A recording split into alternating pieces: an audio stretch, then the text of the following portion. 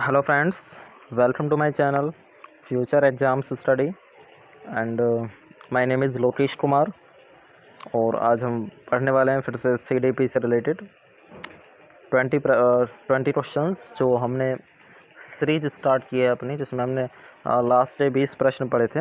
आज फिर से हम 20 प्रश्न पढ़ने वाले हैं और बहुत ही ज़्यादा इंपॉर्टेंट प्रश्न है। CTET हो, UP टेट हो, रीट हो, जो रीट आ रहा है आपका, DEET हो, यानी जितने भी हमारे टीचिंग एग्ज़ाम्स हैं सभी के हिसाब से अत्यंत महत्वपूर्ण प्रश्न है ये। तो आइए पढ़ते हैं। प्रश्न नंबर है हमारा 21। जो 20 प्रश्न है वो इससे पिछली वाली सीरीज़ में आपको मिल जाएंगे, पिछले वाले सेशन में देख लेने जाके, चैनल पे पड़े हुए हैं। 21 है, विशिष्ट बच्चों में निम्न में से कौन सा बच्चा आता है। भाई विशिष्ट बच्चों की बात हो रही है, तो उन्होंने पूछा जो पिछड़ा बालक है वो आता है, जो प्रतिभाशाली है वो आता है, या फिर जो बुद्धिमान है वो आता है। ये बुद्धि नहीं है, बुद्धिमान है। तो विशिष्ट बच्चे वो होते हैं जो सामान्य से हट के होते हैं। भाई सामान्य बच्चों की बात तो हो नहीं रही है, विशिष्ट बच्चों की बात हो रही है। अब जो सामान्य से ऊपर है या सामान्य से नीचे है वो सभी विशिष्ट में आने वाले हैं।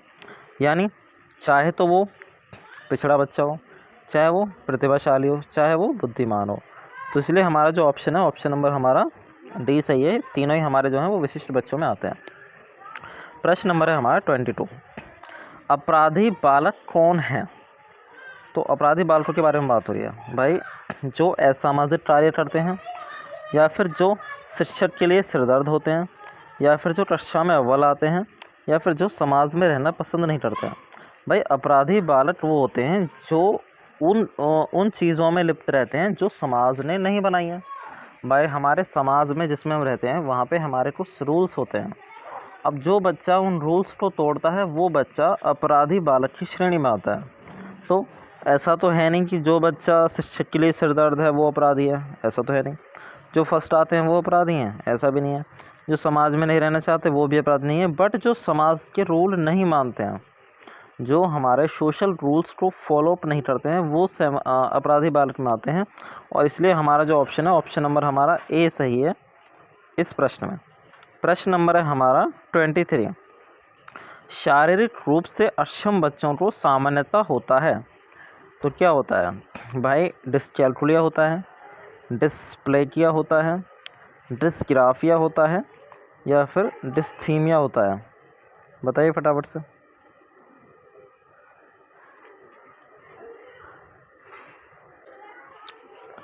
तो शारीरिक रूप से जो बच्चे अक्षम हैं उनको सामान्यता होता है। क्या होता है, अब देखिए शारीरिक रूप से अक्षम बच्चे हैं, मानसिक रूप से तो बात होने दी है। शारीरिक रूप से अक्षम है यानी या तो उनके हाथ पैर में कोई प्रॉब्लम है, ठीक है, मतलब उनके शरीर में कोई प्रॉब्लम है। तो सीधी सी बात है, जब उनके शरीर में कुछ प्रॉब्लम है तो उन्हें किसी भी चीज़ को लिखने में प्रॉब्लम आएगी। तो इसलिए उन्हें नॉर्मली क्या होता है, डिस्ग्राफिया होता है।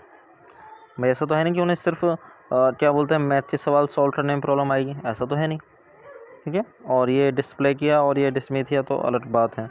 तो जो नॉर्मली बच्चे शारीरिक यानी फिजिकली जो चैलेंज्ड होते हैं उन्हें ज़्यादातर डिस्ग्राफिया होता है, कि उन्हें जो हाथ सही से नहीं चल पाते हैं, इस तरह से उन्हें प्रॉब्लम होती है। प्रश्न नंबर है हमारा 24। प्रतिभाशाली विद्यार्थी स्वभाव के अंतर्मुखी होते हैं, अपनी आवश्यकताओं को दृढ़तापूर्वक कह नहीं पाते हैं, अपने निर्णय में आत्मनिर्भर होते हैं, या फिर शिक्षकों से स्वतंत्र होते हैं। तो भाई प्रतिभाशाली जो विद्यार्थी होते हैं वो जब भी किसी मतलब उनमें क्या होता है, उनमें थोड़ा सा एक्स्ट्रा ऑर्डिनरी चीज़ें पाई जाती हैं। तो जब भी वो किसी चीज़ के बारे में सोचते हैं तो फिर उसे पूरी तरह से उस पर अमल करते हैं और अपनी बात पे वो अपनी बात से हटते नहीं हैं।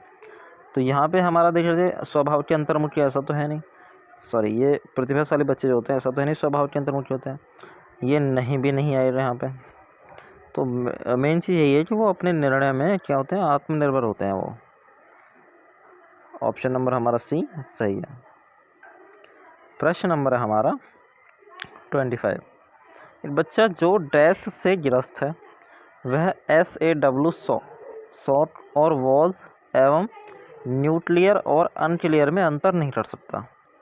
तो हमने पहले भी पढ़ा हुआ है, ये जो पढ़ने से संबंधित जो अक्षमताएं होती हैं, जब भी बच्चा पढ़ने और लिखने में मिस्टेक करता है, यानी पढ़ नहीं सकता है किसी चीज़ को, यदि वो सही से पढ़ नहीं पा रहा तो उसे क्या होता है, उसे होता है डिसलेक्सिया। क्या होता है, डिसलेक्सिया होता है। यदि वो किसी चीज़ को सही से लिख नहीं पा रहा है तो उसे क्या होता है, उसे होता है फिर डिसग्राफिया होता है। क्या होता है? डिसग्राफिया। यदि मैथ्स से संबंधित है तो फिर मैथ के लिए क्या होता है हमारा, वो होता है डिसकैलकुलिया, जो हमने भी ऊपर पढ़ा था। तो हमारा आंसर नंबर इसमें क्या है, डी सही है। प्रश्न नंबर 26 है हमारा। एक शिक्षिका है, उसकी क्लास में कुछ शारीरिक विकलांगता वाले बच्चे हैं, यानी जो फिजिकल डिसेबल्ड बच्चे हैं। तो निम्नलिखित में से उनके लिए क्या चीज़ कहनी जो है सबसे अधिक उचित है? पोलियो ग्रस्त बच्चे, अच्छा जी। पहिया कुर्सी वाले बच्चे, अच्छा जी। शारीरिक रूप से असुविधाग्रस्त बच्चे कक्षा में ही कोई वैकल्पिक गतिविधि कर सकते हैं, या फिर मोहन खेल के मैदान में जाने के लिए अपनी वेबसाइट का प्रयोग नहीं करते। देखिए RTE 2009 जो है वो ये बोलता है कि आप किसी भी बच्चे को ऐसे शब्दों से नहीं बुला सकते हैं कि जो उसे अपने अंदर हीन भावना महसूस हो।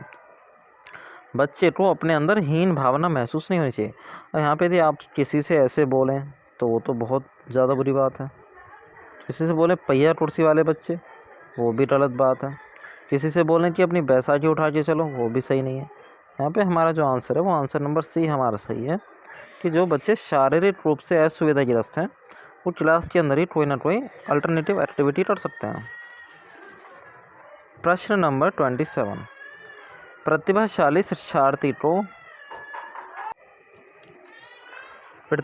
शिक्षार्थी को क्या अधिगम नियोग्य नहीं कर सकते? ऐसे सहयोग की आवश्यकता होती है जो सामान्य विद्यालय द्वारा उपलब्ध नहीं कराए जाते। शिक्षक के बिना अपने अध्ययन को व्यवस्थित कर लेते हैं, अन्य शिक्षार्थियों के लिए अच्छे मॉडल बन सकते हैं। भाई ये बताइए, जो प्रतिभाशाली बच्चे हैं वो ऐसा तो है नहीं कि वो शिक्षक के बिना अपना सब कुछ पढ़ लेते हैं, ठीक है। अधिगम नियोग्य नहीं कर सकते, ऐसा भी नहीं है। अन्य शिक्षार्थियों के लिए अच्छे मॉडल तो बन जाएंगे, लेकिन उससे भी जो यहाँ पे सबसे इम्पोर्टेंट बात यह है कि उन्हें ऐसी चीज़ों की आवश्यकता होती है जो नॉर्मल विद्यालयों में नहीं मिलते हैं। यानी उन्हें कुछ एक्स्ट्रा कुछ चीज़ें, कुछ ऐसी एक्टिविटीज़ हों जो नॉर्मल बच्चों से अलग हों, उनकी ज़रूरत होती है। प्रश्न नंबर 28 है हमारा। डैश के कारण प्रतिभाशीलता होती है? मनुष्य सामाजिक कारक, आनुवंशिक रचना और वातावरण अभिप्रेरण, या फिर बी और सी का समायोजन। तो सीधी सी बात है, जब बच्चा, हमने पढ़ा है कि बच्चे का जो डेवलपमेंट होता है, तो हमने पढ़ा है कि जब भी बच्चे में डेवलपमेंट की बात होती है तो वो हमारा हेरिडेटरी और एनवायरनमेंट दोनों से मिलके बनता है। यानी बच्चे के अंदर जो जीन्स होते हैं प्लस उसे जैसा वातावरण हमने दिया है, उन दोनों के मिश्रण से ही बच्चे का पूरा डेवलपमेंट होता है। तो यदि प्रतिभाशीलता आ रही है तो वो भी उसी से आती है, उन दोनों चीज़ों से। यदि बच्चा पढ़ाई में पिछड़ा है तो वो भी उन दोनों चीज़ों की वजह से होता है। इसके अलावा और तो कोई तीसरी चीज़ है नहीं। तो इसमें हमारा सही ऑप्शन है कि हमारा बी और सी का समायोजन है। भाई जो हमारा ऑप्शन नंबर बी है वो भी सही है, ऑप्शन नंबर सी है वो भी सही है। इसके बाद में प्रश्न नंबर हमारा 29 है। बच्चों में सीखने और सुनने के लिए अधिगम योग्य वातावरण के लिए निम्न में से कौन सा उपयुक्त है? तो शिक्षार्थियों को यह छूट देना कि क्या सीखना है और कैसे सीखना है। एक लंबे समय के लिए निष्कर्ष रूप से सुनना, निरंतर सिर्फ आप होमवर्क ही दे रहे हो, ये तो सही नहीं है। लंबे समय के लिए निष्क्रिय रूप से सुनना, यानी निष्क्रिय यानी एक्टिव ही नहीं है बच्चा। सीखने वाले द्वारा व्यक्तिगत कार्य करना, ये भी सही नहीं है। तो हमारा जो ऑप्शन है, शिक्षार्थियों को यह छोड़ देना कि क्या सीखना है और कैसे सीखना है, यानी उन्हें आप खुद से कोई एक्टिविटी करने के लिए आप उन्हें छोड़ रहे हो, यानी आप उन्हें एक फैसिलिटेटर की तरह सुविधाएं दे रहे हो। यानी जितनी बच्चे को आवश्यकता पड़े उतनी सहायता दे देनी, बाकी उसे खुद से एक्टिविटी करने दीजिए, तो वो जो है सबसे ज़्यादा बेटर है। प्रश्न नंबर हमारा 30। कृतिक कौशलों में अधिगम में नियोग्यता कहलाती है? कृतिक कौशल का मतलब है मोटर डेवलपमेंट से रिलेटेड, यानी हाथ पैर चलाने से, शरीर चलाने से। तो हमने भी कुछ देर पहले भी पढ़ा था कि यदि पढ़ाई लिखाई की बात आती है तब तो डिसलेक्सिया होता है, मैथ से संबंधित डिसकैलकुलिया होता है, डिस्फेजिया होता है सुनने से संबंधित, लेकिन डिस्प्रैक्सिया जो है वो हमारा चलने फिरने, दौड़ने, हाथ चलाने से ही संबंधित होता है। तो डिस्प्रैक्सिया इसका सही आंसर है। प्रश्न नंबर 31 है। अधिगम नियोग्यता लर्निंग डिसेबिलिटी क्या है? समुचित निवेश के साथ सुधार योग्य नहीं होती, स्थिर अवस्था है, चर अवस्था है, जरूरी नहीं कि कार्य पद्धति को हानि करे। भाई यदि बच्चे के अंदर डिसेबिलिटी है तो कुछ ना कुछ हानि तो जरूर होनी है। फिर स्थिर अवस्था है, ऐसा भी नहीं है, सुधार आ सकता है इसके अंदर। समुचित निवेश के साथ सुधार योग्य नहीं होती, ये भी नहीं है, सुधार हो सकता है।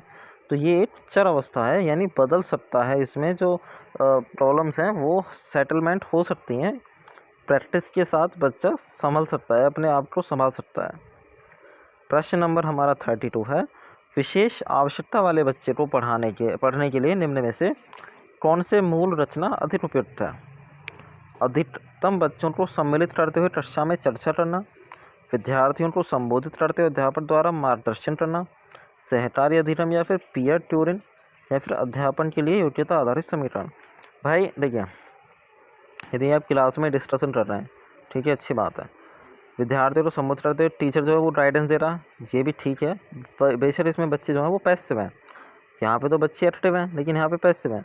लेकिन सबसे ज़्यादा जो एक्टिव हैं वो यहाँ होने वाले हैं, जब वो अपने जो सहपाठी हैं उनके साथ मिलके वो अपने आपस के डिस्कशन से सीख रहे हैं, तो सबसे ज़्यादा एक्टिव यहाँ पे रहने वाले हैं। इसके बाद में प्रश्न नंबर 33 है, अधिक्रम की योग्यता का लक्षण है भागने की प्रवृत्ति, अशांत, ऊर्जावान एवं विंध्यशन, अवधान संबंधी बाधा, अभिप्रेरणा का अभाव। तो अधिक्रम की योग्यता का लक्षण है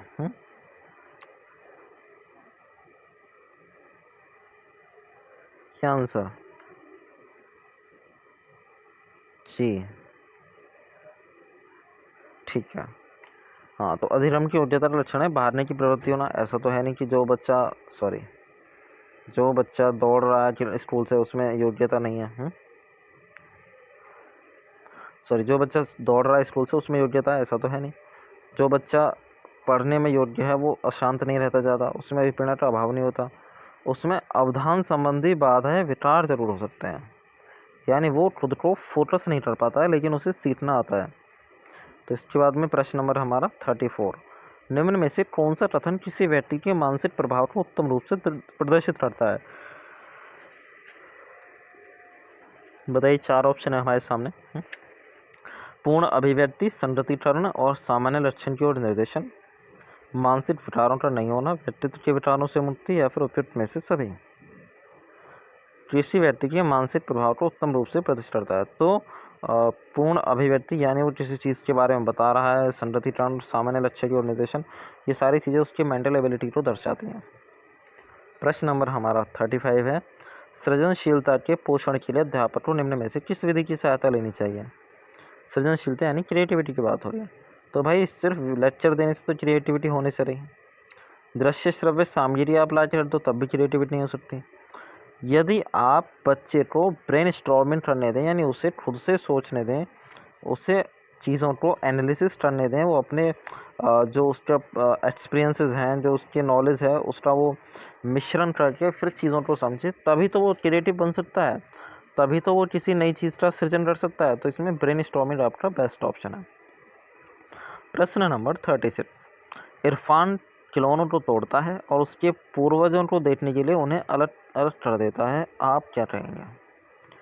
उस पर हमेशा नज़र रखेंगे, उसके जिज्ञासु स्वभाव को प्रोत्साहित रहेंगे और उसकी ऊर्जा को सही दिशा में संचालित रहेंगे, उसे समझाएंगे कि खिलौनों को तोड़ना नहीं चाहिए, या फिर इरफान को खिलौनों से खेलने ही नहीं देंगे? भाई यदि बच्चा खिलौनों को तोड़ रहा तो ऐसा तो है नहीं कि आप उस पर हमेशा नज़र रख सकते हैं, गलत बात है।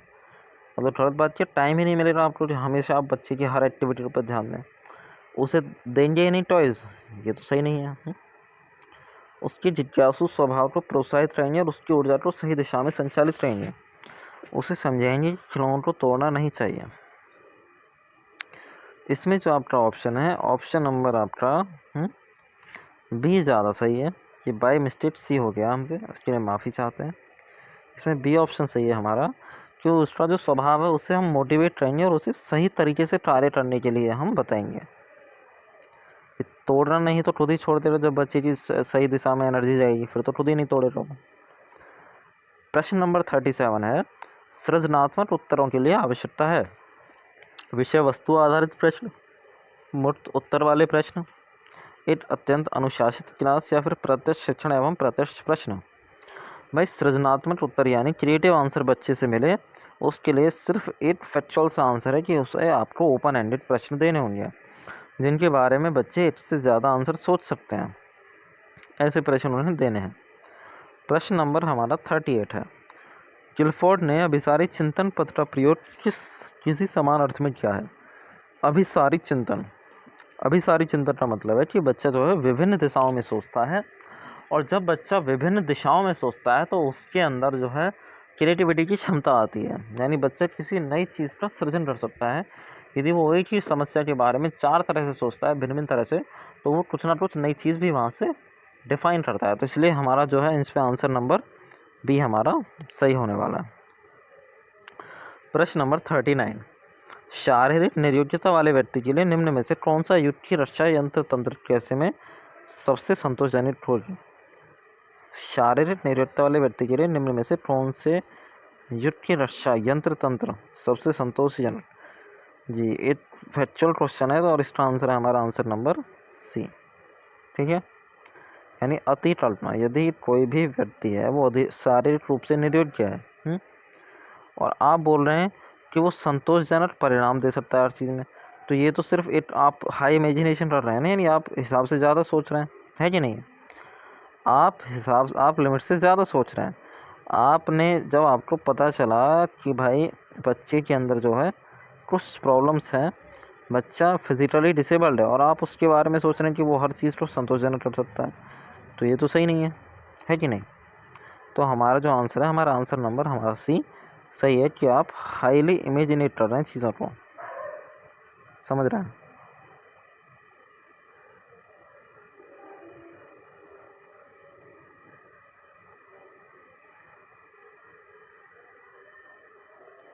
प्रश्न नंबर हमारा 40 है। एक शिक्षिका अपनी कक्षा में प्रतिभाशाली बच्चों की योग्यताओं की उपलब्धि चाहती है। अपने उद्देश्य की प्राप्ति के लिए उसे निम्न में से क्या करना चाहिए।